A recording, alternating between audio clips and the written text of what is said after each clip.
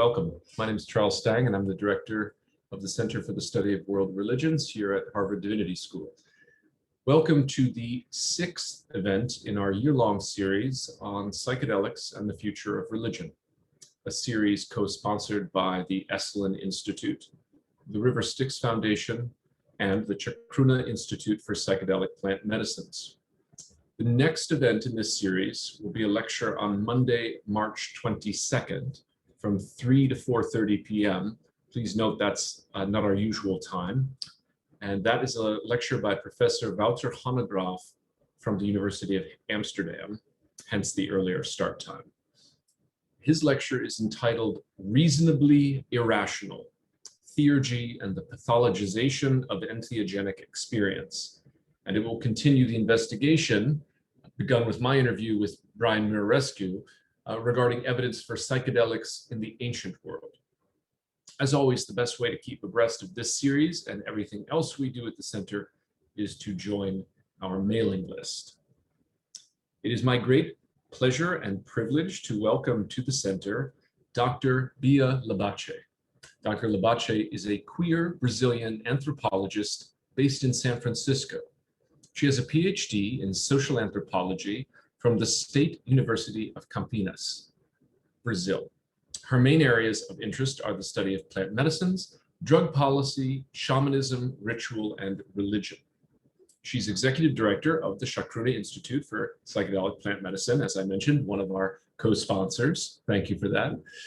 And we're very proud to have them as a co-sponsor for this series. She's also public education and culture specialist at the Multidisciplinary Association for Psychedelic Studies, or MAPS. And she's adjunct faculty at the East-West Psychology program at the California Institute of Integral Studies. She's also the co-founder of the Interdisciplinary Group for Psychoactive Studies in Brazil. She's an author, co-author, and co-editor of 21 books, 2 special edition journals, and several peer-reviewed articles. And by several, I mean dozens.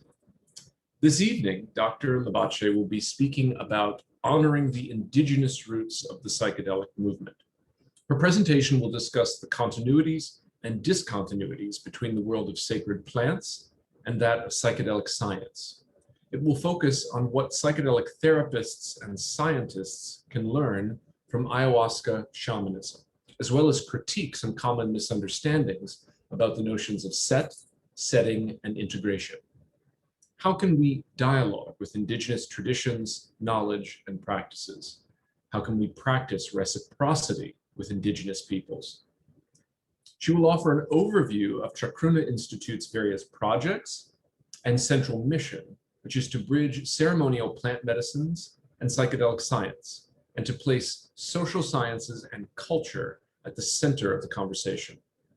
The hope is to contribute to the rewriting of mainstream psychedelic narratives and practices while advancing equity and access in psychedelic medicine. So here is how this evening's event will unfold. Dr. Labache will deliver her lecture, and then we'll open it up to questions and comment. That's it. So once again, thank you all for joining us, and please join me in welcoming Dr. Bia Labache to the center. Bia, the floor is yours. Hi, Charlie. Thank you. Thank you for the kind words. I'm going to share my screen here. If you bear with me 1 minute, I have prepared this PowerPoint. Okay. Hello, everybody. Thanks for being here today. I want to thank Harvard Divinity School for the invitation and for all the people that work to make this happen. My name is Bia Labache, and I'm speaking from San Francisco Bay Area, Ohlone territory, and I go by the pronouns she and her, and I'm very pleased to be here today. And Chacruna is a proud co-sponsor of this series. I'm going to start my presentation. This presentation, I will combine a bit my trajectory as an academic with my role as executive director of the Chacruna Institute for Psychedelic Plant Medicines. And I will give a little bit of some theoretical flights over papers and conversations that we have in the field of anthropology regarding plant medicine. but also try to address some of the current interests of our nonprofit in this field. So our nonprofit is dedicated to providing public education around psychedelic plant medicines, and we see as our main mission to create a bridge between the world of tradition, ritual, religion, ceremony, indigenous people, and the emergent field of psychedelic-assisted therapy and psychedelic science. Also, it's part of our mission and central to us to promote equity, inclusion, diversity in the field of psychedelics. And we have been curating a lot of conversations, critical thinking about topics that often don't appear in mainstream conversations in the field of psychedelics. So our work stands more or less in three main pillars. There's the pillar of education, and here I mean research, academic research, but also just public education. And I invite everybody to visit our site and learn about the Chacruna Chronicles, where we publish some of this cutting edge, ahead of the curve topics that are normally rejected in other forums. But we're also engaged in creating community, and we have a series of events and conferences and other initiatives. And as I said, it's very central to us, the topic of social justice. And we have been focusing on bringing the voices of women. By the way, celebration and congratulations to all of us on the International Women's Day today. More power to us and to all of us that are our descendants, hopefully, to bring a new world for the future female that are born after us. And so we're focusing on bringing the voices of queer people, women, people of color, Black people, Indigenous people, and voices from the global South into the mainstream psychedelic conversation. I just want to give a little shout out. This is the Chacruna bush, the leaves of the bush, Psychotria viridis. It's a word in Quechua, and our nonprofit, this is one of the components where that you brew ayahuasca with. So our nonprofit is named after ayahuasca, and we consider that we are here to serve the plants and the people and the territories from where these plants come from. And all the work is in gratitude and honor to these plants and to these traditions and to the original people that brought this knowledge to us. So I just don't want us to forget, there's a little baby chacruna over there on the side.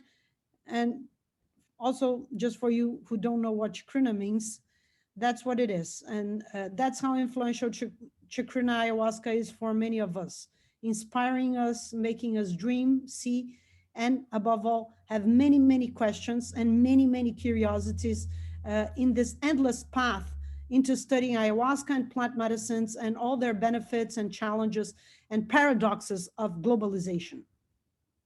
So here are some of the questions that I want to talk about today. And please bear with me, and also remember that English is not my first language. And so maybe sometimes I say something wrong. Pity and mercy on me. We have seen colleagues get criticized for wrong choices of word. Please always remember when you're talking to non-native speakers that we are speaking a foreign language. So what are the continuities and discontinuities between the world of sacred plants and that of psychedelic science? What can ayahuasca shamanism teach to psychedelic therapists? And then we're going to revisit a bit the concepts of setting, and integration. And also, as psychedelics are medicalized, how do we incorporate dialogue with indigenous tradition, knowledge, and practices?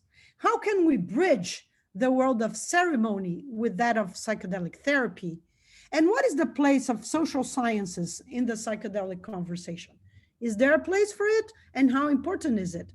And how can we be reciprocal towards indigenous people? All right, it's a lot of topics. Maybe I can't cover all. I ask you all to be tolerant and open to maybe a few ideas that are a bit unconventional for some of you, and just try to listen and have an open attitude, because I'm going to criticize some stereotypes and tropes and topics that appear frequently in the field of psychedelic medicine. So I hope you hear that with curiosity. I just wanted to put this picture on. This picture was published in our Peyote book. and it was part of the article from Dr. Erica Dick, and I also give my shout out to her. She's part of our team. And this is a scientists that are attending a ceremony in Canada. And you can see there in one of the pictures is Humphrey Osmond. So I just want to start by saying that some of the original scientists promoting the so-called psychedelic science emerged in the context of researchers sitting in teepees with Native Americans in Canada. It was when Humphrey Osmond and Abraham Hoffer sat with the Native American group in Canada that they noticed that the Native American church was effective in treating alcoholism. That word, I never get it right. And then, and they had the idea to try LSD as treatment for alcoholics. So I just want to make a disclaimer that this lecture will not make a historical overview of how Indigenous people have used traditionally plant medicines in different contexts in the Americas and elsewhere, pointing to their numerous contributions, but rather just make a general comment that this legacy is not really well acknowledged. And if we take some of this legacy seriously, what can we learn from it and what can we do with it? So I hope for those of you that were expecting more that other kind of lecture, that this is not disappointing, but also there's many other publications talking about this issue. So I really thought that this was going to be of more value for us here. So moving forward, what do we get from now? And also, as I say, appetizer, overview of a larger topic. The very origin of the term psychedelics has a legacy from these scientists' experiences with Native Americans and curiosity about the rituals that accompanied their use. And we can give multiple examples, but to stick with one, mescaline's molecular structure was identified by studying peyote, the main sacrament of the Native American church. So Indigenous knowledge keepers have, in one way or another, informed the birth of the psychedelic movement and continue to do so. There's multiple evidence to this, but in one line, and this is very important message, one shall remember that there is a continuity between what has been the shamanic use of psychedelic plant medicines or sacred plants or entheogens or other plant teachers, other terms that we use to designate this, and the underground settings where people use these substances therapeutically or in some kind of mixed hybrid rituals, and the above ground from psychedelic assisted therapy. So we didn't invent the wheel and we didn't discover this out of the blues.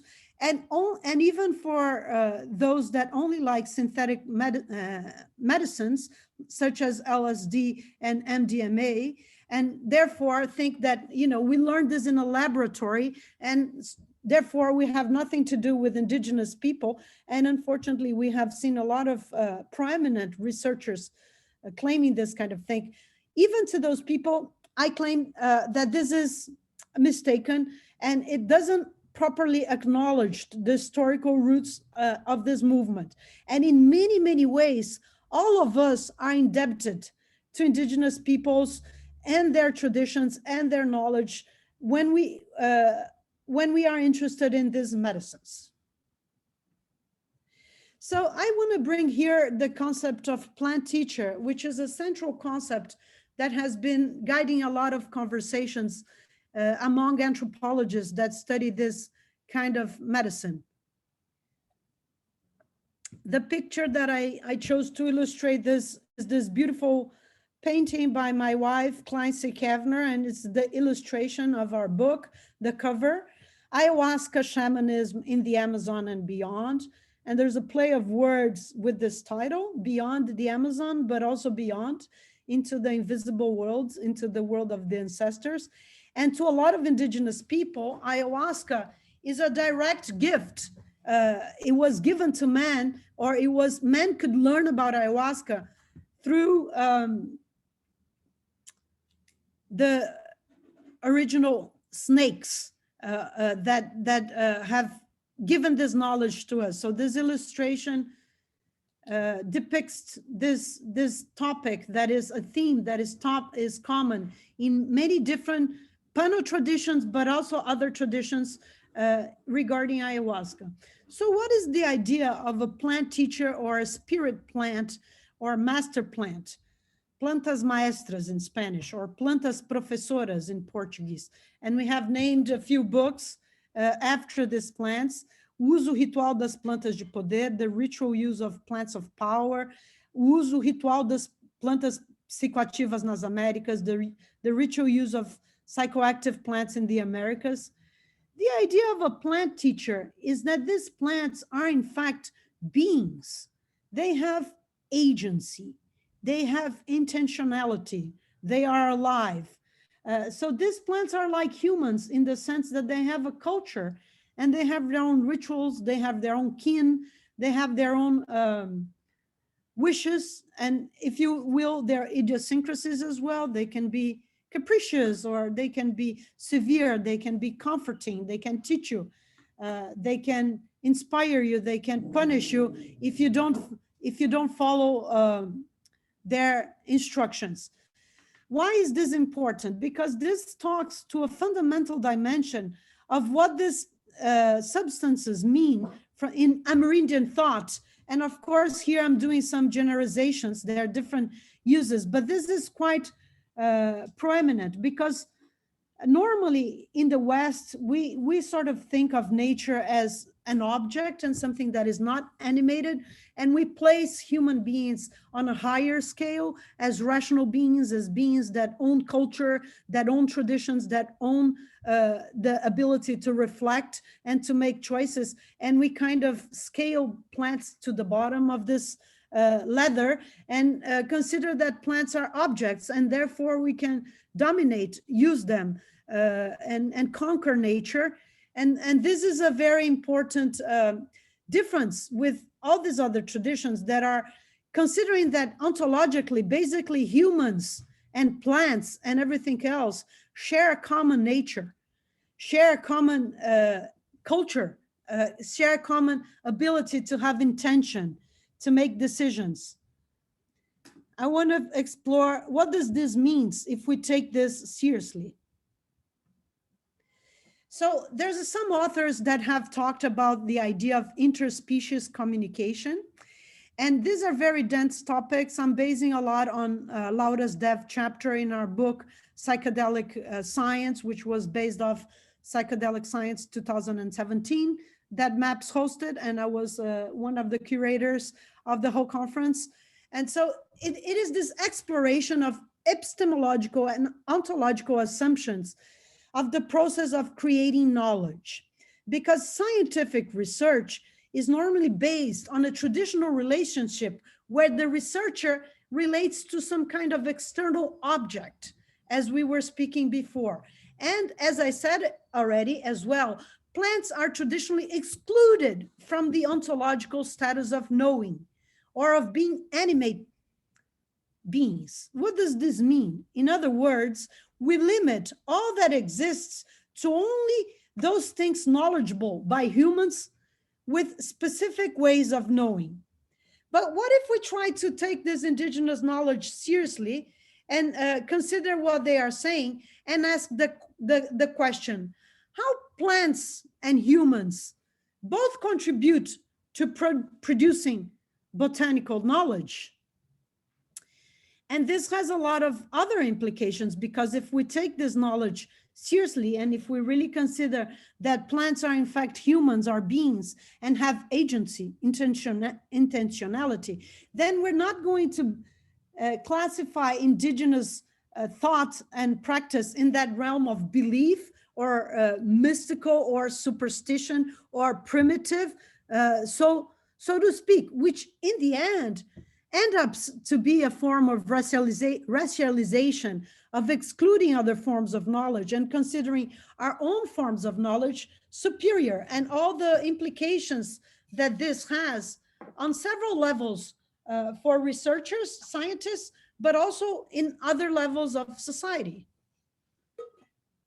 So moving with the idea of this interspecies communication, this communication which would be possible under the influence of this sacred plants. So if you follow certain diets and if you follow certain rules and you participate in these rituals together in the appropriate setting with the shaman, you would be opening up the ability to communicate with these plants and see their true nature. And therefore, engage in this kind of interspecies communication. How would it be if we wanted to make a science like that, or a clinical practice like that? I don't have the answers, and it's a bit trippy, and it's a little bit all over the place, but I ask you to, yeah, I'm here to try to seduce all of us with some cool ideas that are not normally how we think about these things, and go beyond a little bit the stereotypes of indigenous people, that indigeneity of the wise, indigenous person in the forest, holder of all knowledge, and really invite us to engage more with this form of knowledge. As I said, I was quoting Laura Dev. I want to read this quote. She talks about the need of this multi-species perspective.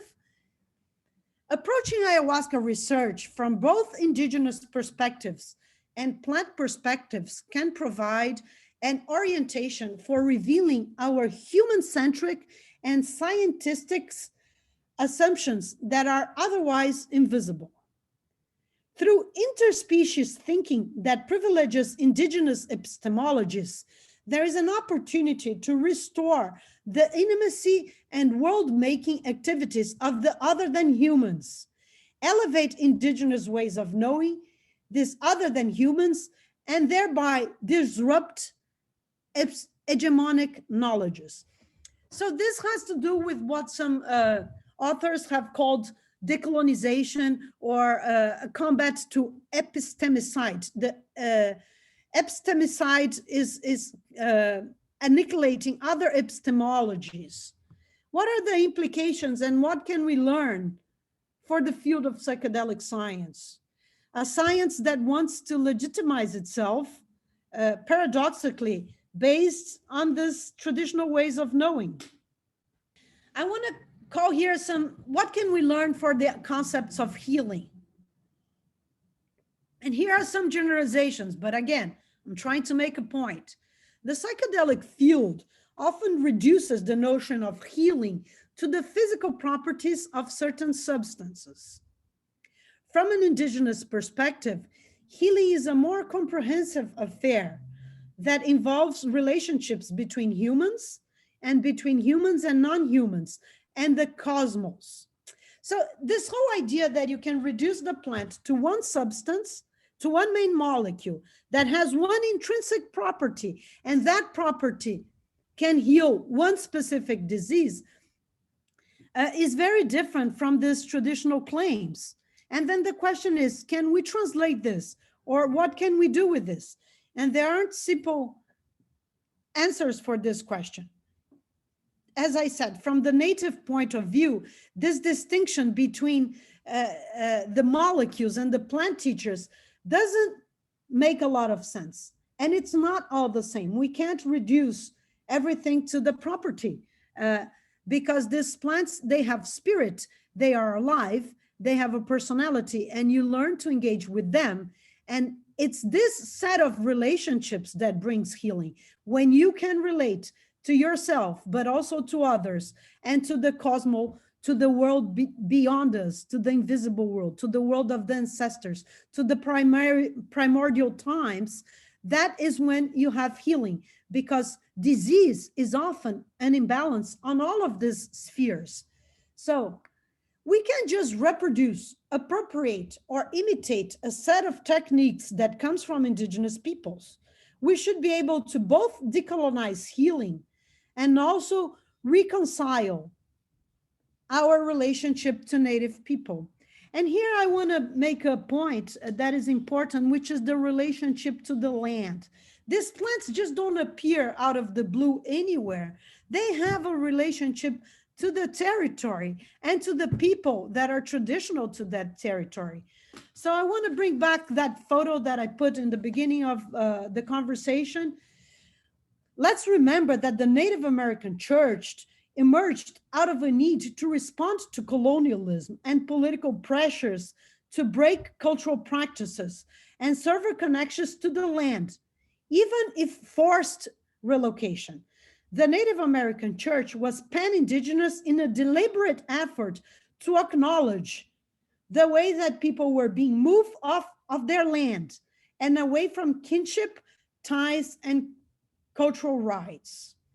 Peyote and others, therefore, also offers a land-based healing that cannot simply be replicated by importing the substance, just as Westerners cannot simply import these traditions into a Western model. And now I'm going to take a little bit further, and I want to challenge a bit this idea of set and setting. And again, I want to ask you to be open to that. And I, as an anthropology, it cringes me to see the use, with all my respect, that some medical colleagues and others in this field make of these concepts. The idea of set and setting in clinical trials is represented often by scientists as a fictitious equivalent to indigenous ways of using these substances. And indigenous knowledge is frequently misrepresented in the biomedical research. And this is something that I want to make a strong point of. When you talk about set and setting, first you have to understand that this is a theoretical construct. These categories were created by us, and they are, to start off with, limited because one thing intersects with another. But even following, some authors have challenged these distinctions. Even if you follow these distinctions and you want to work with these categories, it's important to understand that people seem to treat the idea of setting as if it was some kind of decoration, like if you worked in a movie theater and you're sort of trying to put, let's put some perfume, let's put this clothes on, let's put this picture on the wall, let's create a nice music, let's try to make a beautiful author.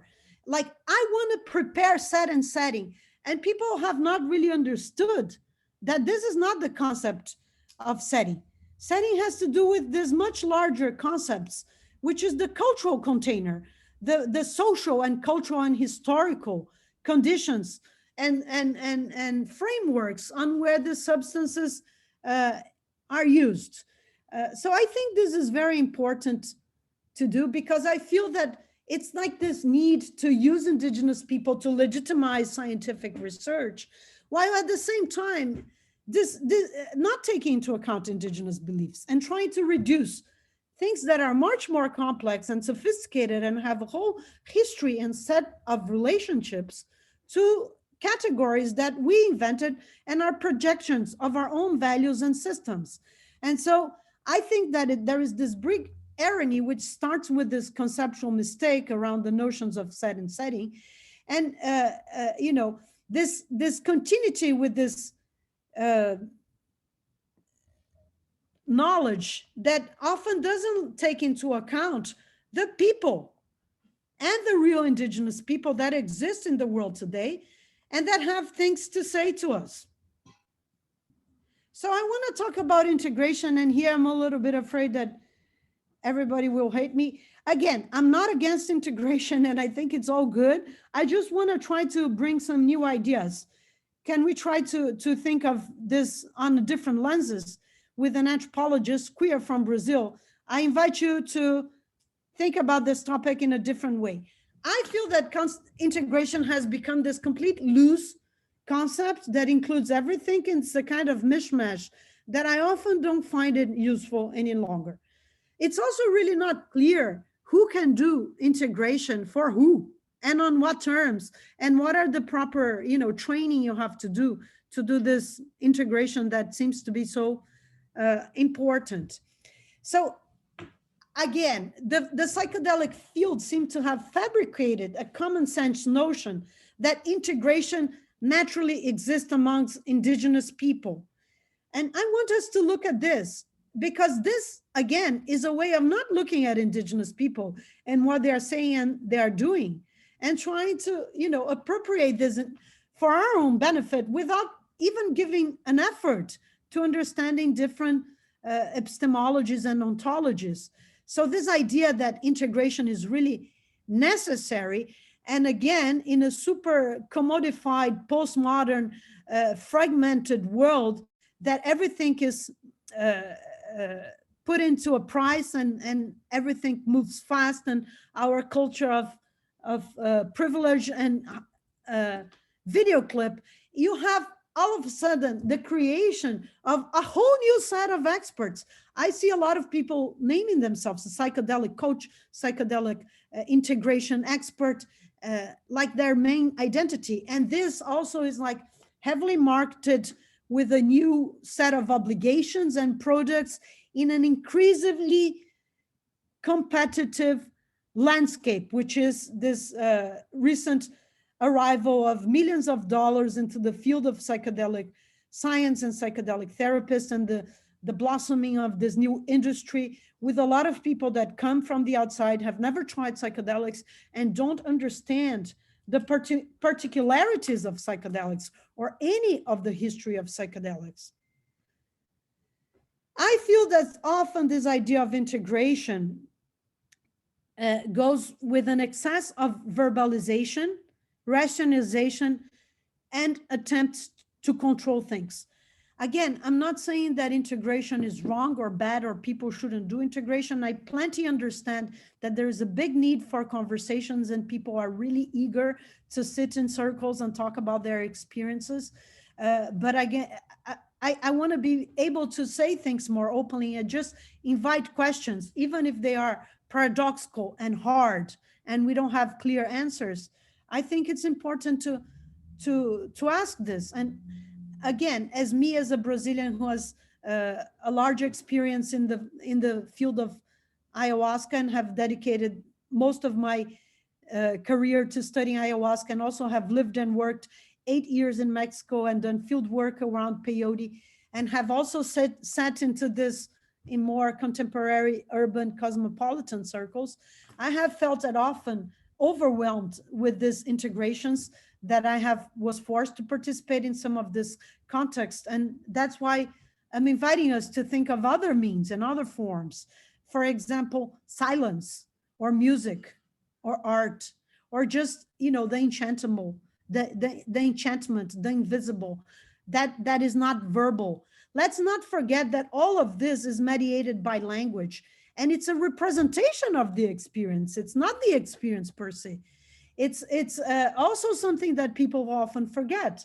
So whereas integration can be important for Westerners, we should try to look at what Indigenous people do and learn new ways of knowing and healing. And maybe this could help us revisit some of our own categories and our paradigms, because this is what I think is fascinating about psychedelics. They really help to break a lot of paradigms that we were socialized with, our very notions of self, of time, of space, of the invisible, of the future, of the past. And here I'm going to try to advance this dialogue between ceremony and psychedelic assisted therapy. So this is a fundamental epistemological difference between ayahuasca shamanism and psychedelic therapy, as no shaman or guide would ever be considered legitimate without consuming the substance himself. This division shows how certain perspectives, therapists do not need to consume, show how from certain perspectives, therapists do not need to consume the substances, because the substances are able to do something, and they are not a plant spirit to which we dialogue with. So there is this question: should the psychedelic therapists try the substances and consume it? I think yes, and I have co-led a group of therapists to drink ayahuasca in the Amazon. Very intense experience, having a lot of therapists processing their experience. And I think one of the main points that group came out with was that, how can psychedelics help the therapists and their clinical practice? I think first of all, it helps people learn about themselves better, know themselves better. And if they know themselves better, they are better people, and they are more able to do better, to be better therapists. And so I think cultivating this personal practice is important, although I'm not here to be a messianic prophet that everybody should consume psychedelics, because we also know that psychedelics is not for everybody. And there are some mental health conditions and other contexts that it's particularly not inviting. But I think that even historically, Western therapists in psychoanalytical tradition, if you look at it, they could not offer therapeutic advice without having first experiences as a patient or client. So I think one of the other takeouts that I'm trying to make a point here is there's ways that we can try to incorporate the sacred into clinical practice. And one of the things that is important or possible that we learned with traditional groups is the importance of group settings. So perhaps group therapy. And I want to also just do a special shout out for the importance to cultivate humor, because in our attempt to be so solemn and so deep, we frequently forget that humor is highly healing and central in many Native American traditions. I personally like to do a lot of jokes and enjoy a lot of random commentary about things. And I have said, the shaman often talks by tales and by jokes. And it's important that we also cultivate this modality of knowing. And so coming back and repeating a bit some of the points that I mentioned already, healing it should not be centered in the individual only. Healing is relational. Healing has to do with the group, not just with us, but with what's beyond us as well. And also these substances, they can help us cultivate our own ancestry and look to our own roots. So sometimes people, as a Brazilian, I also think it's funny, because there's so much fetishism by the global north on our culture and our traditions, and people like to idealize a lot indigenous people. But it seems to be something universal or cross-cultural, that these plants can help one investigate one's own ancestry and one's own roots and identity, and sometimes recover some aspects of those identity that have been lost or is marginalized, such as your gender or your race. So again, paying attention to the territory. And also it's an invitation for everybody to engage in activism. I personally think that doing activism is one of the most liberating things and brings a lot of existential comfort. And it's a way to bridge this gap, this colonial legacy, and this paradoxes of colonization and epistemicides that we promote, and that we are all legatory, even when we're thinking we're not.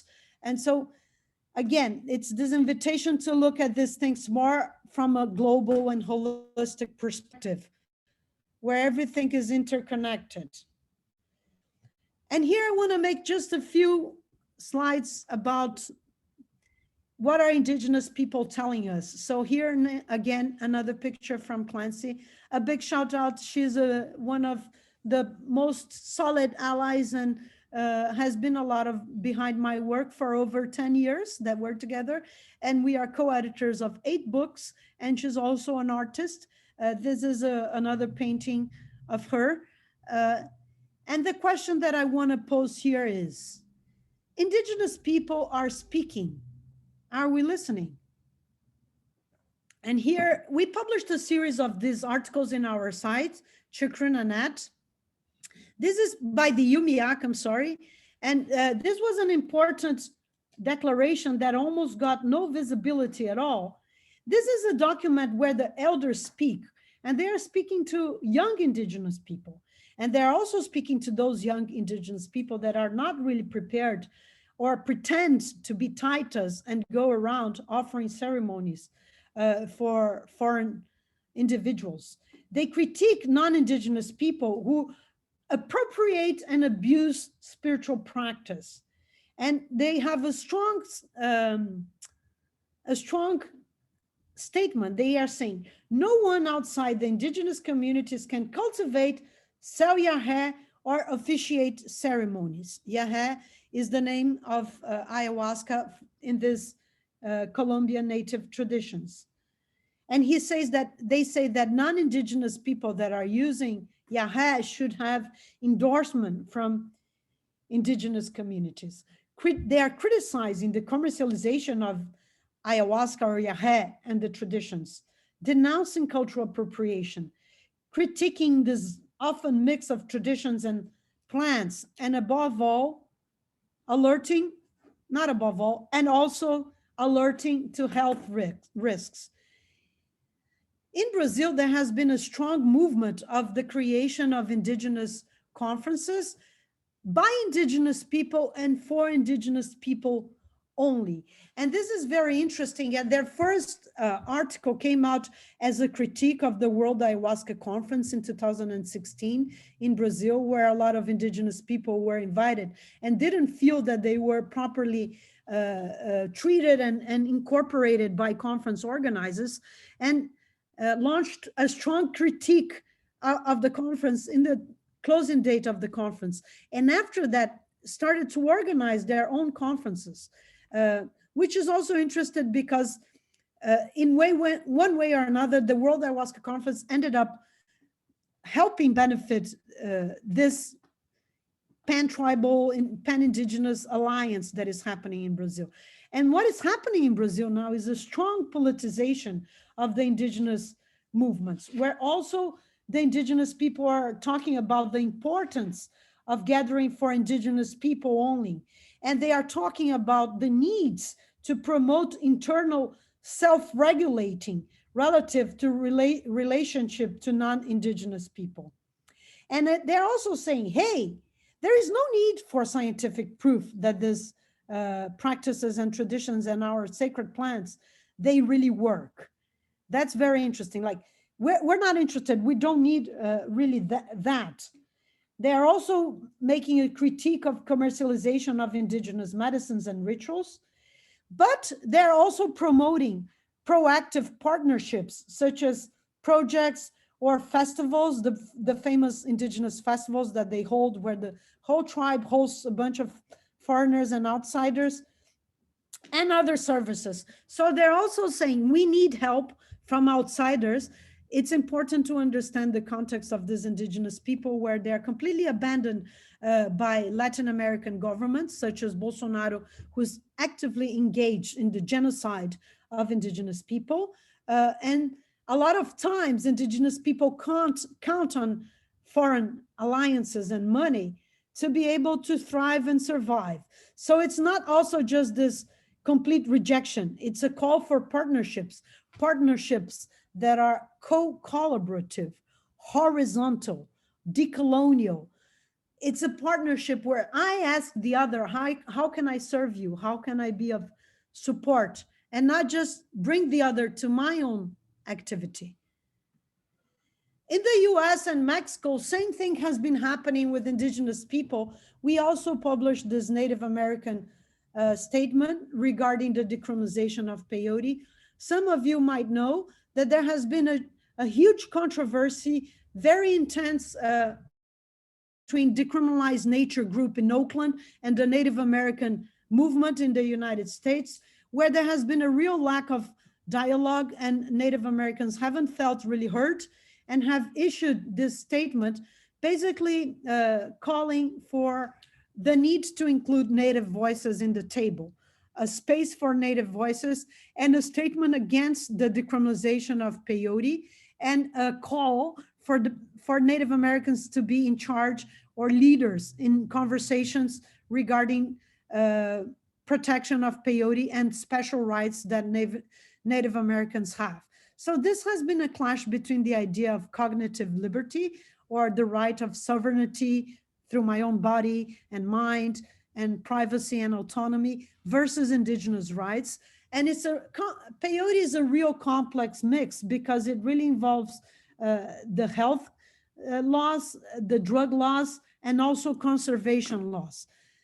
Recently, the Wisharika people have also come out with a similar statement, and they're not so much emphasizing against decriminalization, but more against the misrepresentation. It's this paradox that I want to, I want to count on Indigenous people to say, these substances have been used forever. They used by thousands for millennia to heal. But when it comes to dealing with the concrete Indigenous people that exist here today and now, we often are failing. So I invite all of you to read.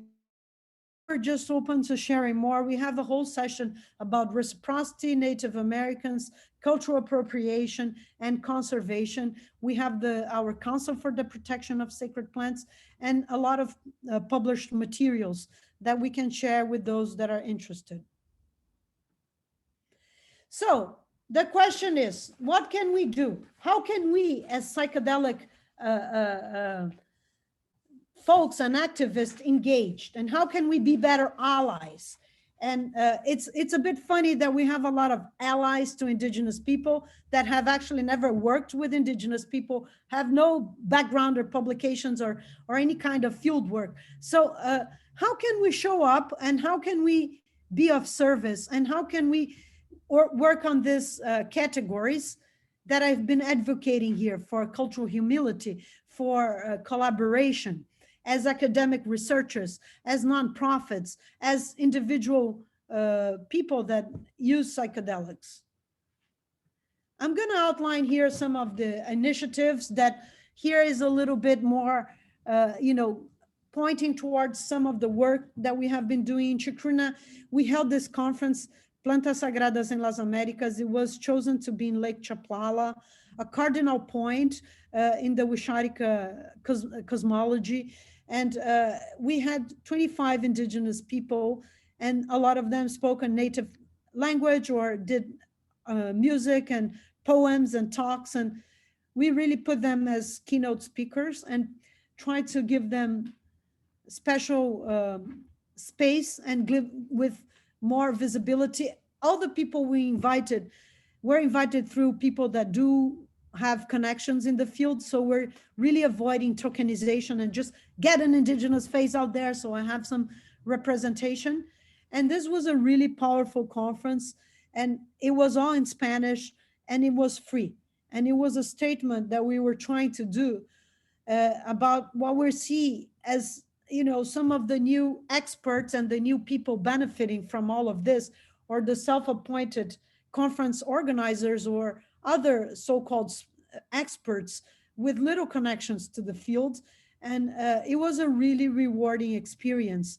And we're going to try to repeat this online. I don't think it's the same, but anyway, I want to share, we published these guidelines, how to include Indigenous people in psychedelic conferences.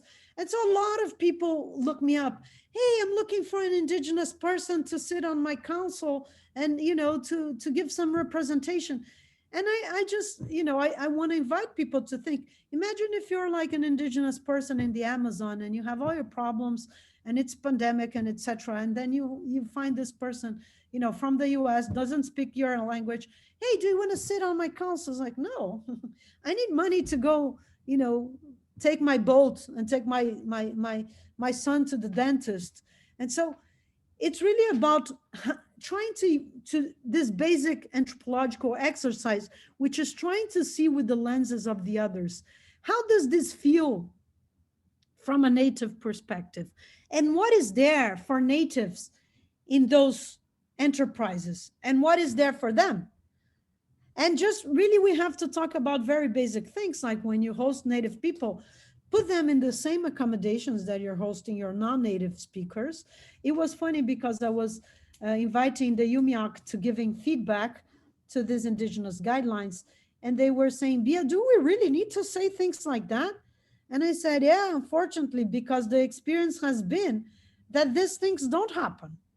And so a lot of people want to talk about Indigenous people without including Indigenous people. And you can also, you can change Indigenous for Black. It works as well. Frequently we're, I want to organize a panel in the AAA about diversity and, African-American experiences, but it's a bunch of white therapists. And there isn't one person of color in the panel. And then there's also the importance of compensating your speakers, even if modestly, especially when they are speakers of color. We have also been producing a lot of articles that try to talk about all of this. I'm just naming some. Sacred Reciprocity by my dear friend Selena De Leon, and she's Brian Anderson's wife. And by the way, they just had a baby, and long life to them and their family, and the newcomer into this pandemic crazy world, but still sweet and full of opportunities and good work to do. We've also published this one, What Do Psychedelic Medicine Companies Own to the Psychedelic Community? There's a new trend right now that is psychedelic businesses that want to give back to indigenous people. So psychedelic businesses that are trying to create products based out of ayahuasca and peyote. And how can they do that? And is this fair?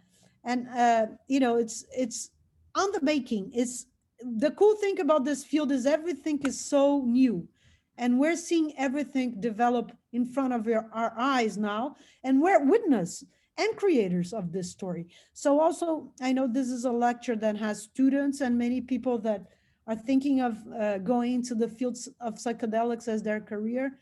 I really want to encourage you to do so. We really need some good people.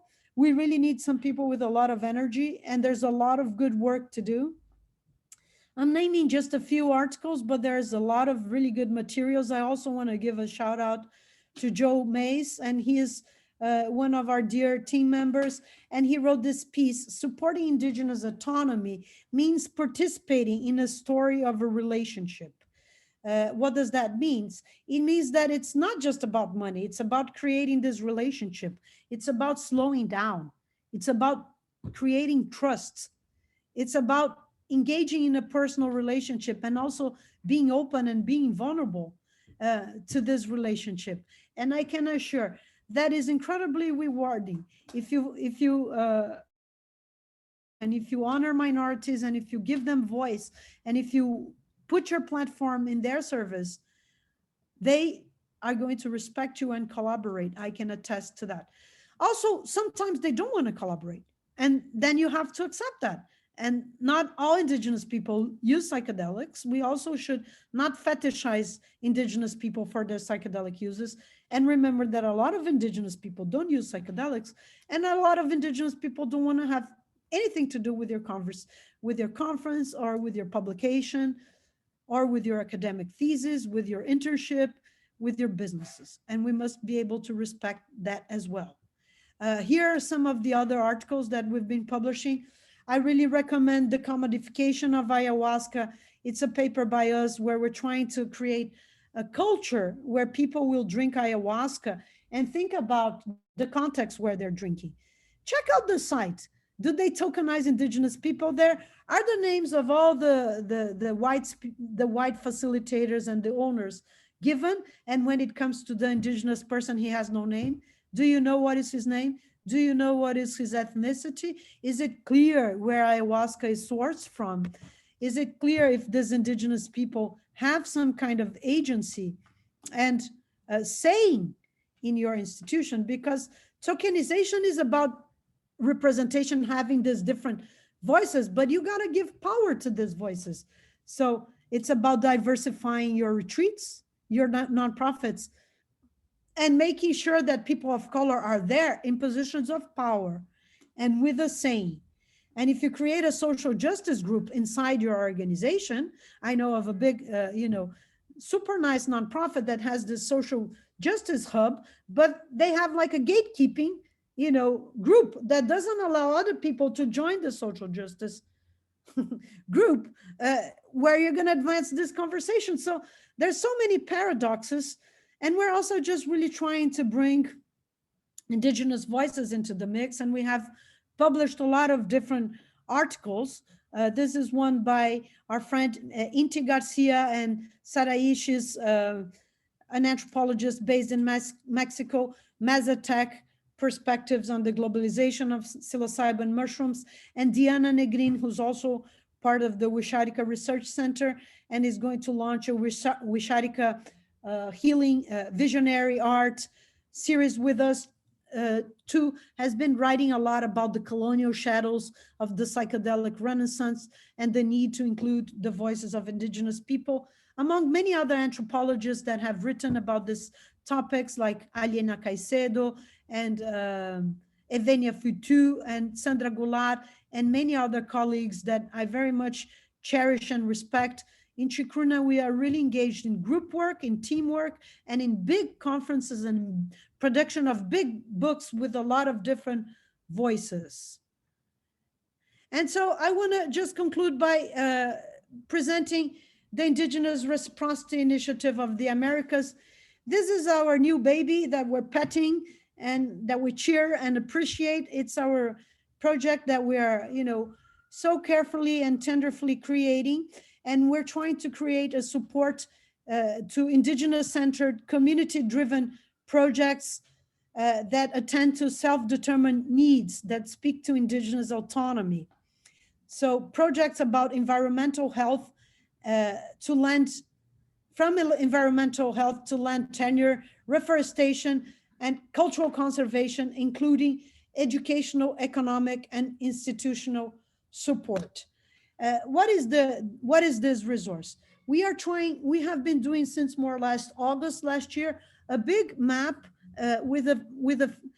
based on our links in the community, our field work, our anthropology ties, and a person that is working especially on this, trying to map all grassroots organizations that exist all throughout the Americas. So initiatives that are led by Indigenous people, by Indigenous people, for Indigenous people. And we're going to be publishing this resource soon in our website. And we're going to encourage two things: all individual psychedelic lovers and enthusiasts and people that have found so much healing, blessings, and magic in our beloved sacred plants can go to this page and pick one of these initiatives and donate directly. We're also going to have a private meeting with some businesses, with some of these new big players that are emerging on the field, and trying to educate them about some values of the psychedelic community and offer them a chance to reciprocate.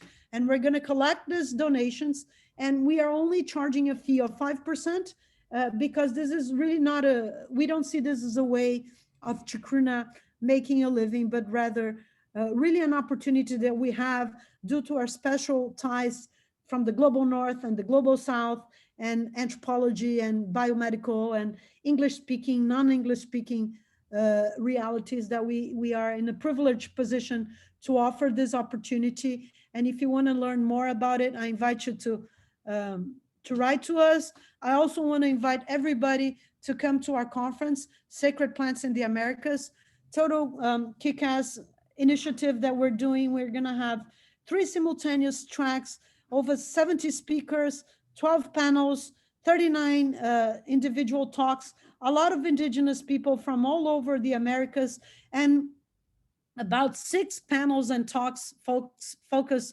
on the topics of decolonization, reciprocity, decolonizing wealth, giving back to Indigenous people, creating more mindful business models as the psychedelic renaissance advances and blossoms or booms. If you enjoyed my lecture, you can follow me on Instagram or Twitter at Labate Bia, or you can also volunteer to Chacruna. You can register to our newsletter. Also, as we say in Portuguese, don't be afraid to donate. Do you have a snake in your pocket? I don't know if this translates. It means don't be afraid to put your hands on your pockets. If you like the work of the Chacruna Institute and our vibe resonates with you, please donate now.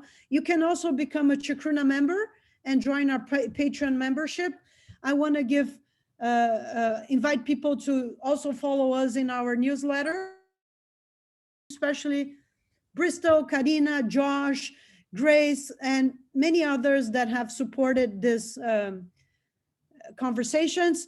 And you can put your phones there, and with this you can be directed to our site. And yeah, thank you for your time. And thanks again for everybody for listening to me and for the invitation. I am concluding in this virtual space where I can't see anybody, but I hope you're all there. Well, I'm here. Bia, that was wonderful. Thank you. Wow, lots of questions. And we can't get to all of them, but let me say at the outset that we will share with Bia all of the questions and comments. And unless your comment was submitted anonymously, Bia will also have your email address. So if she feels moved to write you and answer, she will have the means to do so. But if you submit your question or comment anonymously, she cannot. Okay, Bia, so many questions. So I'm going to start near the top. This is a question from Siraj Sharma. What are your thoughts on the chemical synthesis of the psychoactive compounds within these plants and their consumption being disconnected from the original plant setting they're normally consumed in? So the synthesis of these substances. What are your views on that? Well, I don't think it's useful for us to say I'm against it or I don't like it. I think that this is a phenomenon that is happening and is predominant. And so what we're trying to do here is to think of ways that we can make mindful uses and create harm reduction around this phenomena of synthesization of plant medicines. Also, there's a lot of angles. Some people can argue that it's better to use synthetics than the plants, and that attacking plants will damage their natural environments, and so it's better that we use synthetic plants. And other people will say that this kills the spirit of the plant and it's not the same. I think it's not the important is to keep the questions alive. And what bugs me is, for example, people saying, oh, Hoffman took mushrooms to Maria Sabina and the synthesized psilocybin, and Maria Sabina said it's good, it has spirit. And so I watched a lecture from Jonathan Ott once that he's saying, well, imagine if somebody brings a cake to an old lady in her house, a humble lady. She's gonna say, yeah, good, thank you, I appreciate it. You can't just say that Maria Sabina said it's good and therefore she gave the blessing and therefore all our existential issues regarding this deep epistemological issues are done and are dealt with. I think what I've tried to call the attention here is that we have to be doing some critical thinking about all of this. Okay, thank you, Bia. Here's another one. This is from Rachel Sotos. I'm curious if there's something we might recognize as quote unquote critical in indigenous psychedelic experience, by which she means an experience of transcendence that is or can be specifically posed against different forms of knowing, political standpoints within an indigenous culture itself. So a kind of imminent critique within indigenous culture enabled, these are my words, an imminent critique enabled by psychedelics within an indigenous culture itself. I don't know if I understand the English or all this complex words together, but I'll give my answer the way I want to give. Yeah, go ahead. Politicians do, right? They just say what they want to do. they use the questions to say what they want to say. Well, what I think is that indigenous people often use psychedelics. For us, it has been a lot on. We talk about psychedelics being counterculture and something alternative or progressive or anti-establishment, anti-status quo. Traditionally, psychedelics have been used at the core of culture as a means of transmitting culture, as a means of socialization, celebration, of creating art. And more importantly, frequently, psychedelics are tied to the very stories of origin of humankind and men and how we came about to be what we are. And what about means of critique?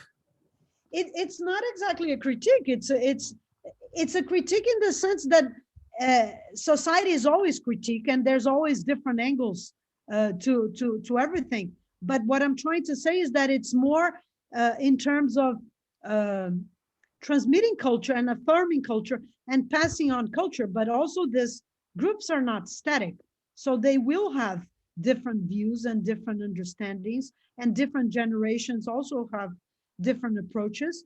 A lot of the declarations I read, for example, contrast the elders' views with native views, and there is space for different perspectives and different sides. You know, it's very challenging to be, what is to be an indigenous person in the 21st century? And so there's a lot of different understandings, and psychedelics have been a way, a place where these conversations happen, especially around what it is to be indigenous. And for example, there is one of the articles that we published in our book with Oxford University Press, that ayahuasca shamanism in the Amazon and beyond, talking about mixed scenarios where indigenous people sit in the outskirts of the city of Rio Branco in Acre to drink ayahuasca together with members of nonprofits and other displaced indigenous people from other communities. And through these ceremonies, learn how to continue to be indigenous. And so in that, there is critique as well. Let me shift gears. You said you weren't going to speak about the varieties of indigenous use, but I want to, I'm paraphrasing a question here.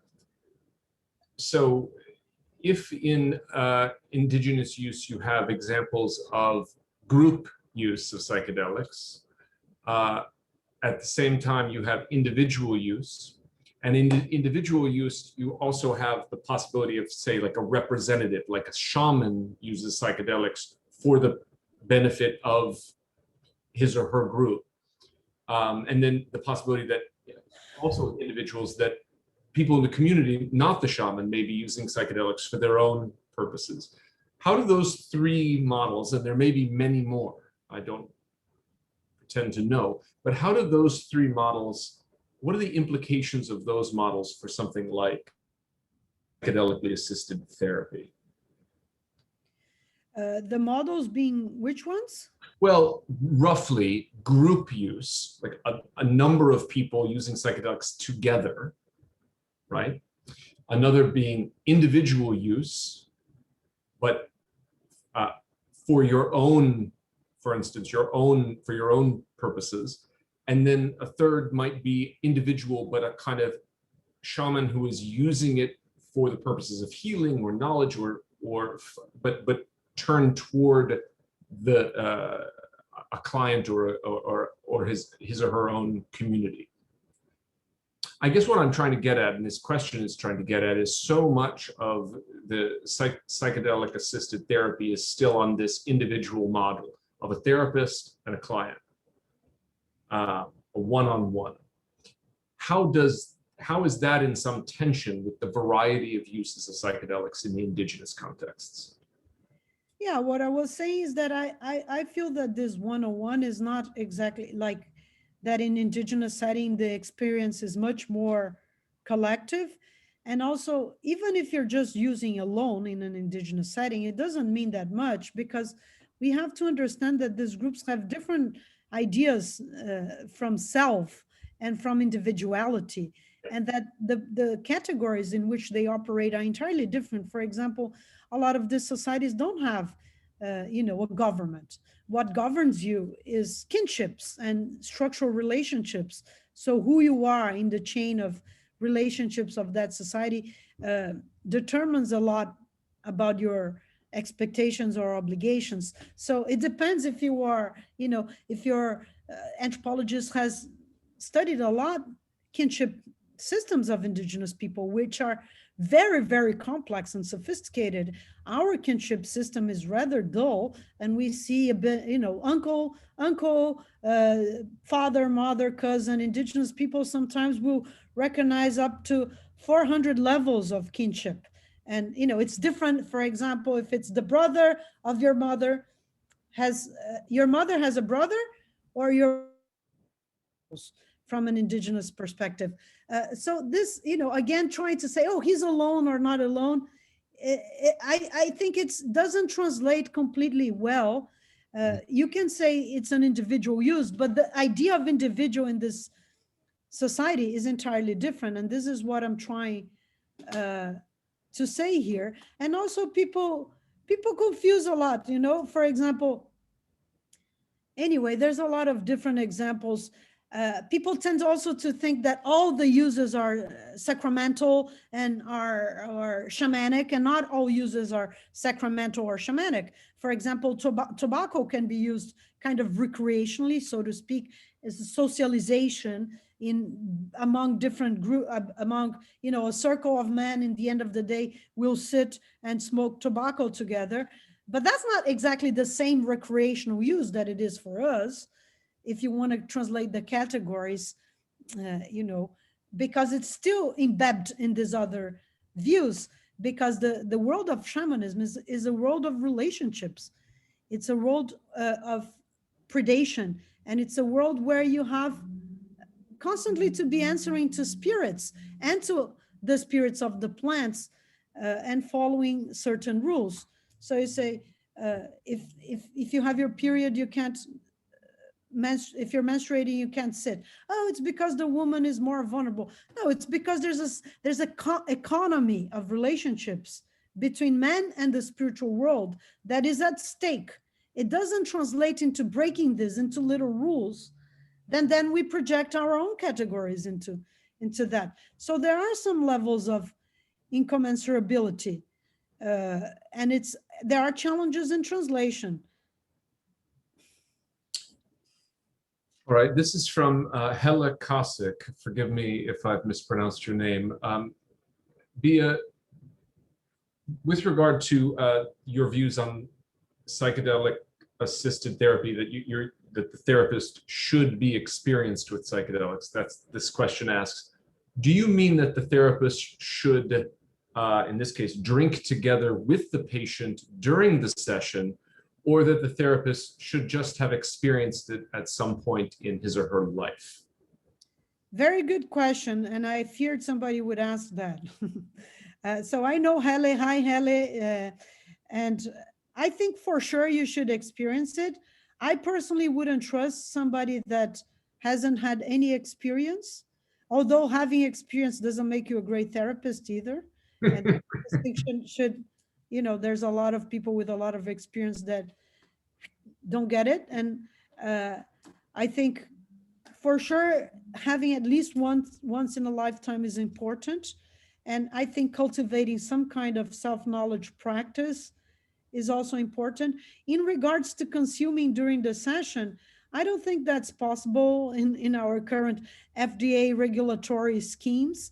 And I'm also not sure if this therapist would be qualified to do so. So it's a bit delicate. I don't think we can go around saying now everybody has to go, drink ayahuasca or eat peyote or take MDMA while they're doing the experience.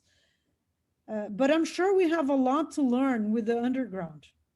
And I think that this is something that also needs a lot of research and has been very much underappreciated and under-researched, which is understanding the practices of the underground therapists who have a lot of experience and frequently have sat in a lot of circles and have done a lot of soul searching.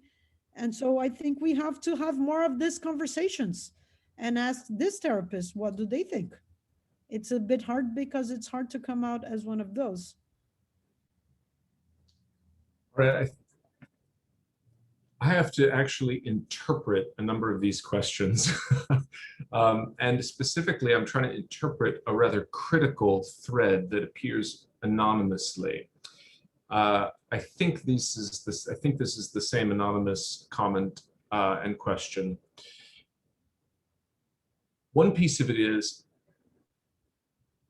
are you being presumptuous in assuming that Indigenous people wish to be honored? And closely connected to that is, why have you not named the Indigenous peoples that and spoken in generalities about indigenous peoples. If you wish to honor them, should you be naming them? I think I've reproduced those questions faithfully. Yeah, it's a very good question, but you know, I think I plenty agree that you should name indigenous people when you're talking about indigenous people. However, the objective here was to give a general lecture about the phenomenon in general, and there's dozens of different of indigenous people that, you know, one could name or not. And so we've also published a few articles about the needs to name territory and indigenous people by their own lands. I did mention a few. I mentioned the Wixárika and Belinda Eriacho. She is Diné or Navajo, and there's different ethnicities in the Native American church. I definitely think that it's important to name those. And also the continent, a lot of people have chosen to name in the name of indigenous lands, for example, by the indigenous names. And so both the ethnicity and the land by their original names and not by the nicknames given by the colonial settlers. So also we, you know, published an article about calling America Ayala. There's a big movement of decolonization about that. And I think in terms of being presumptuous, it's a good provocation, and I take it. Yes, maybe some indigenous people don't care, don't want to be honored, and don't really care for the ideas that I'm expressing here. However, I'm not speaking just, you know, out of my own wish. I do have my own relationships and collaborators, and I like to keep accountable to them. And I don't know who is the person that asked that, but I like to think that we should be keeping accountable to the people that call us allies more than to the people that are just from the psychedelic field. So if some of the native collaborators that have interacted with me in the last 25 years feel that this message is mistaken, I would take it. I don't think so. I feel a lot of indigenous people are open to this dialogue and need it and are claiming for it. But yes, I think there is a good point in that we can't take for granted. And I tried to make that point saying that sometimes indigenous people don't want to participate and don't want to get involved, and you should leave them alone. And while organizing our conference, Sacred Plants in the Americas, believe me, we get a lot of that. And we also get a lot of people that participated in other psychedelic conferences, not by Chacruna, and then don't want to participate in any other psychedelic conference. Perhaps one of the main Mazatec speakers that is circulating around recently, he spoke first in Sacred Plants in the Americas in Mexico in 2018.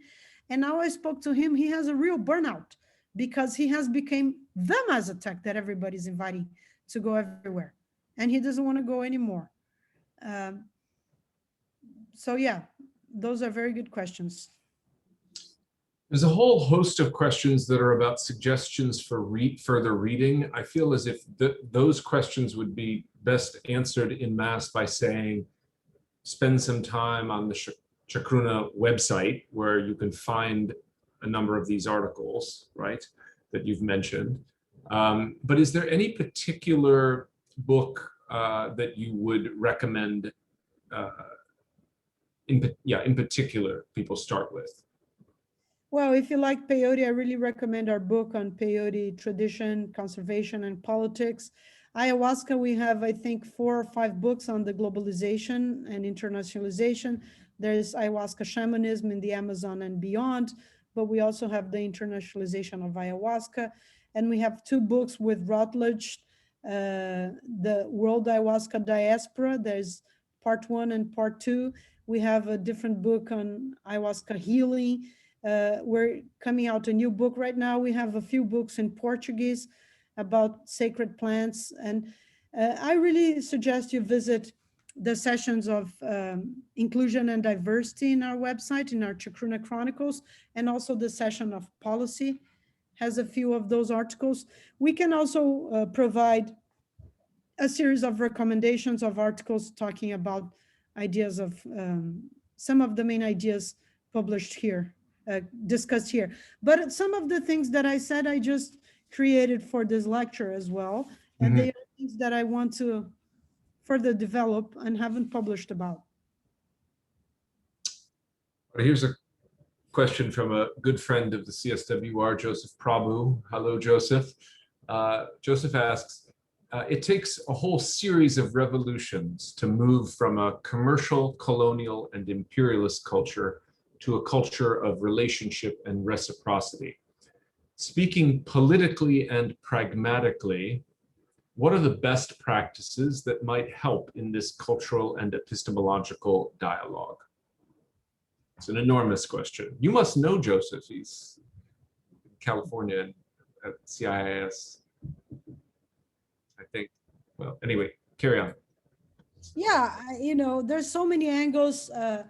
I think the main question we always have to ask is, when you're doing anything that involves Indigenous people, is to try to see what is there for Indigenous people in this initiative. Is to try to do this exercise, and also to talk to people, to talk to locals, ask questions. And if you're really truly interested in learning about other cultures and other societies, you have to learn their language. Really, learning a language is a basic thing. Just speaking one language is very limiting to a certain worldview. I might be very biased, but I say reading anthropology is very important as well. I would also like to invite people to visit our website.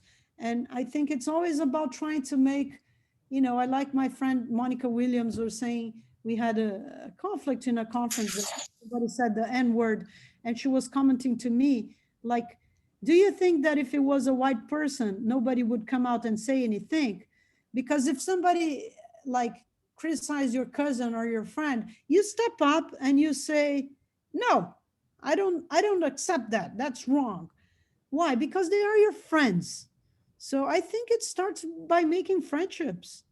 If you make friendships with Black, Indigenous, and people of color, and that's the beginning of everything. I felt very blessed as I moved to California and made some really good new friendships over here with some African-American kick-ass researchers and doctors and activists, and we were influenced by their work and friendship. So creating co-authorships and also engaging in concrete actions, because actions are better than statements.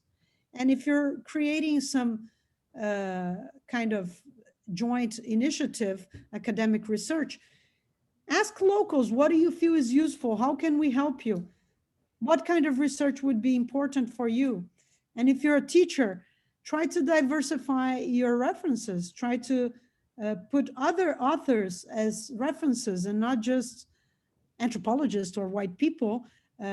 And try to engage in South dialogues and engage in activism. And, there's so many angles. I hope I said, Right, I know you've been going for almost an hour and a half straight, but I want to ask you two questions, and then we will bless you and send you on your way and conclude this event. Rebecca Stromberg has made a number of comments and questions, and I'm going to ask her latest, which is this. The globalization of plant medicines is happening. It's already happening. Do the plants want to globalize? I know you can't speak for all plants, but I'm curious if you can speak about perspectives on the will and agency of the plants who are being globalized. What do plants think about their globalization? Yeah, I don't know what they think. I don't feel I have a press pass from the plants. I remember I was in this ayahuasca retreat with this guy that has a TV show, and he drank ayahuasca, and on the next day he had this scene like showing his big muscles and small shorts and looking to the horizons. And then the filmmaker filmed him and he said, ayahuasca told me. I'm like, wow, you drank ayahuasca one and now you got a press pass to say what ayahuasca is telling, and that's going to be on the BBC. So, it's complicated to speak on behalf of the plants. I don't feel I have that pass. I feel a lot of people have used this argument to say the plants are coming out of the forest and they want to teach us, and they want, this has been used to legitimize the globalization of ayahuasca, or ayahuasca came out of the world, the forest, and now it's here to heal us and heal the Amazon. On the other hand, maybe the plants are trying to do something and we don't know. Uh, and there is, I also, one of the authors that I like a lot in my readings is Silvia Mesturini, and we published an article about this kind of thing. She's called Entangled Ayahuasca. How can we create this research and understandings that take the perspectives of ayahuasca into account? And I also mentioned Laura Dev here about interspecies communications. So not everything we can explain. And there's a lot of things that are just hard to know. And a lot of the explanations you can contest anyways. So that's my answer. All right, one last question. Manveer Singh in December in Vice wrote an article entitled Psychedelics Weren't as Common in Ancient Cultures as We Think, calling into question the antiquity of psychedelics, specifically, I believe, in the Americas. I'm wondering what you think of the debate around the antiquity of psychedelic use in the Americas, and what matters in that debate, whether and how it matters, how many hundreds of years indigenous peoples in the Americas have been using psychedelics. What's at stake in that? That's a very good point. And Bernd Brabeck de Morat, he also wrote an article about this for a book, Internationalization of Ayahuasca with Lit Verlag, where he's trying to say that ayahuasca is much more recent than we probably think it is. And then he has been contested and there's a whole dispute. Also, Giorgio Samorini wrote an article for Chacruna site saying the exact same thing, that psychedelics are much more recent sometimes than we think.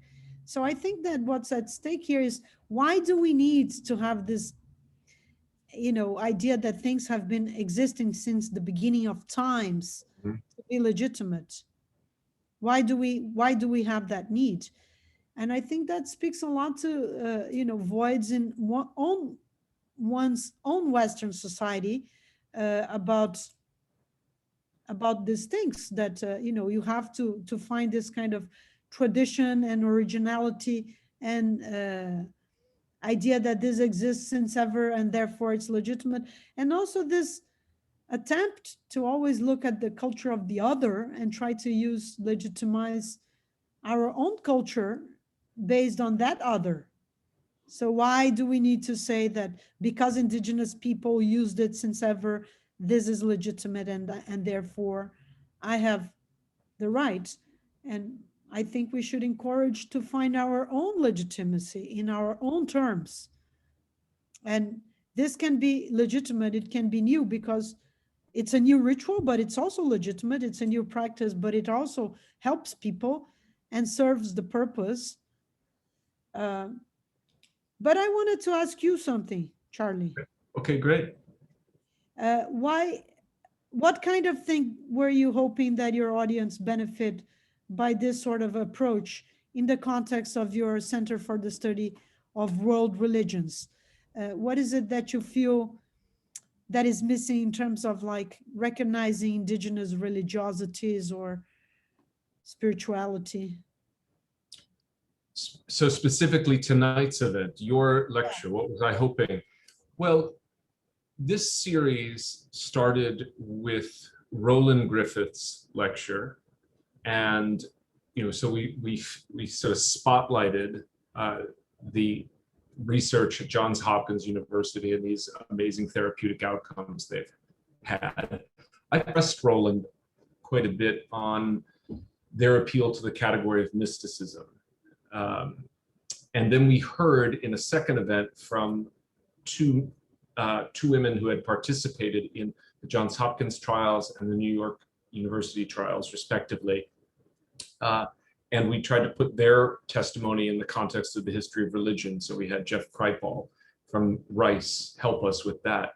I think what your lecture has highlighted is that and I should say I'm new to the conversation around psychedelics, but one thing I have noticed is that the predominant conversation, this so-called second wave of psychedelic research, or the so-called psychedelic renaissance, is really taking its lead from the scientists. And among the people who are not prominent in that narrative are indigenous people. And even if it's not indigenous voices themselves, the indigenous traditions are not particularly prominent in that. Even as enthusiasm for ayahuasca continues to spike popularly. So my hope in inviting you was to help us to begin to navigate that territory for those of us who are fairly new to the conversation. I'm including myself there. And I recognize that there's no one lecture that can even remotely begin to unpack all the sides of this topic. So I know you were debating between what angle of approach to take. I think you took a really helpful angle from the perspective of the series we've curated here, because the kinds of interventions you have made, some of which have made participants uncomfortable, challenged assumptions they had. You'll see that in the comments when we share those with you. There's also, I should say, a choir of appreciation for your lecture. But I think that your interventions have been extremely timely in what we've been curating here. We needed someone to point out some of these blind spots, but also just raise questions. I feel like that's been the most significant contribution of your piece, is to just raise really lively questions. And I also have to say I appreciate, among the other things, your appeal to humor, not only your own humor, but just that, like, hey, psychedelics work with humor. And maybe we just need a little bit of, we need a little periodic levity in this, because it can get so, it can be belabored by a kind of gravitas that, I don't know, I find somewhat alienating. So that's also Native American, and it's also in one of the articles that we published by Belinda and Husdine, and Bernd also talk about how people often like make fun of gringos, but making fun is a relationship, is a way of engaging, of liking them, of acknowledging them. So even make fun or tease one another can be a way of connecting. And I appreciate what you said, and I think it's in tone with what we're trying to do, which is to rewrite these mainstream narratives. Yep. And to replace indigenous people at the forefront of this field. And so also that's, to the question of if that's presumptuous, I think, of course, I'm talking a lot to the field of psychedelics, but I do feel that indigenous people are often, they appear as footnotes or in the intro, psilocybin research. The Aztec used always, it's like, wait, you are coming after the Aztec. Wait, you are coming after Maria Sabina. And it's like just a kind of, what is the center and what is the back, kind of change the perspective on that. And so I think you got what I wanted to do here. And I think that's what we need to do to start reconciling a bit, colonial encounters.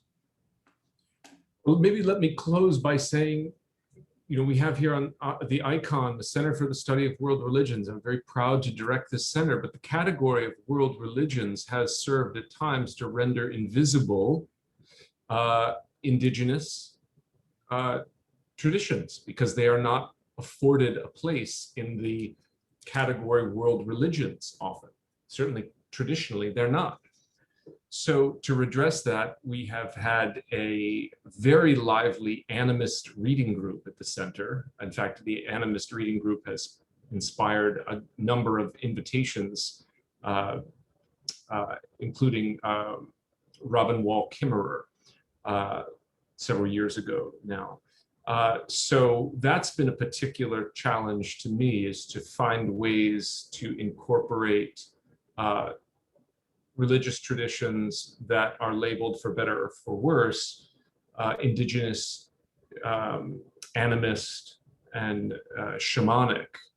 And all of those labels are things I'm deeply interested in and would like to press further on: indigeneity, animism, and shamanism. That's not just theoretical, because you take the case of ayahuasca in the United States, you have the Christian syncretic Brazilian religion, Santo Daime and União do Vegetal, which I also thought about talking about this. You know, it's a whole thing.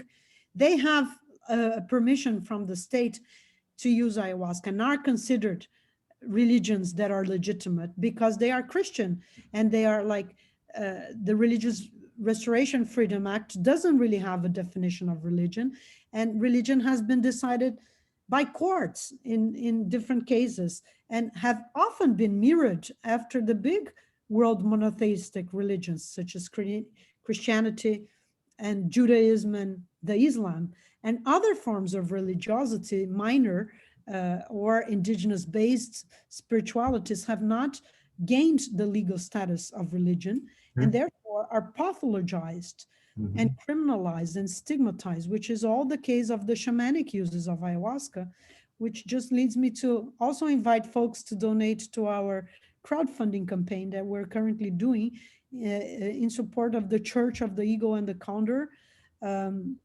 Religious Freedom Initiative, that they are we're trying to get a FOIA request to ask the government. The government has apprehended over 80 batches of ayahuasca during pandemic, and this has been aggressive to the communities, and people are tired of this illegality.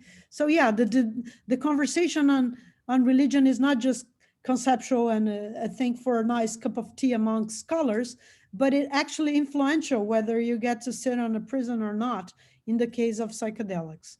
And also peyote has been, the discussion is very racialized on whether, you know, it's a federal tribe or non-federal or non-indigenous, are those users legitimate or not? So all of these conversations have a lot of implications. And this is also a different angle that maybe you can pursue in the future in your series.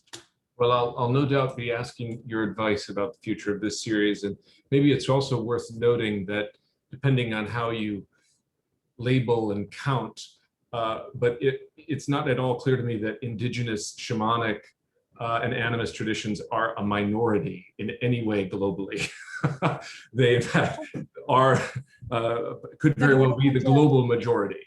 Exactly, true. So, Bia, let me thank you one last time for this amazing lecture, and thank you for your time and your talent. And I promise you, I will be following up with questions, because this series will probably, almost certainly will not end this year. We're going to carry it forward next year, perhaps even beyond that. So there's many more iterations of this conversation we need to have. For those of you who are still with us, the remaining, the next conversation we'll have is on March 22nd, as I mentioned, and with that we'll be returning to the theme of psychedelics in the ancient Mediterranean, with the so-called Mithras liturgy from Greco-Roman Egypt. Excuse me. Thank you, Charlie. And Bia, thank you so much, and thank you all. Go ahead. I'm sorry, Bia. Go ahead. As a Brazilian, I also just want to say that the word Harvard carries a big weight, and I feel honored to be invited, you know, to give this lecture. Thank you. We're honored to have you. We're honored to have you. Okay, take care, everyone. See you at the next event.